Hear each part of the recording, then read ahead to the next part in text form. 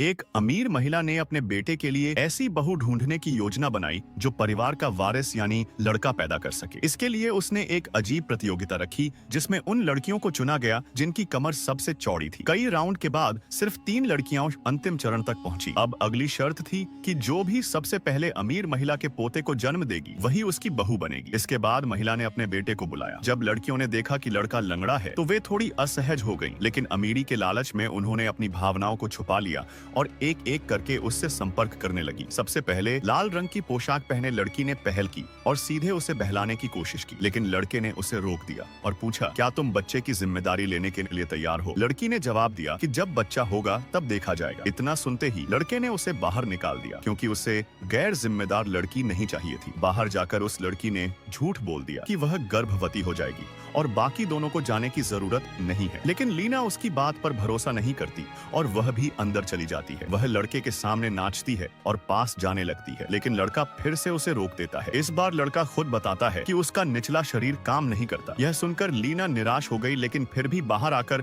उसने भी झूठ बोला कि सब कुछ हो चुका है। फिर आती है शाओ मेई की बारी। वह पहले डरी लेकिन फिर अंदर गई। जब उसने लड़के को छूने की कोशिश की तो वह खुद को रोक नहीं पाई। लड़के ने पूछा, जब तुम ऐसा नहीं कर सकती थी तो आई क्यों? शाओ मेई ने बताया कि वह मजबूरी में आई है क्योंकि उसे देश से निकाला जा रहा है और यहीं रहने का एकमात्र रास्ता है किसी स्थानीय से शादी करना। हालांकि वह अभी भी मानसिक रूप से तैयार नहीं है। लड़का उसकी ईमानदारी से प्रभावित हुआ और उसने विनम्रता से उसे बाहर जाने को कहा। 9 महीने बाद तीनों लड़कियां वापस आती हैं। लीना और लाल कपड़ों वाली दोनों के पेट बड़े हो चुके थे, लेकिन अमीर महिला ने लीना की साजिश पकड़ ली। फिर लाल कपड़े वाली ने दावा किया कि वह सच में गर्भवती है, लेकिन महिला ने सबूत दिखाया कि वह उसके बॉडीगार्ड के साथ संबंध में थी। इसके बाद दोनों को घर से निकाल दिया गया। शाओ मेई चुपचाप वहां से निकलने लगी, लेकिन लड़का और उसकी माँ उसे रोक लेते हैं और बताते हैं कि वही सबसे ईमानदार और सच्ची लड़की है और उसी को बहू बनाना सबसे सही फैसला होगा। आखिर में शाओ मेई की शादी अमीर घर में हो जाती है।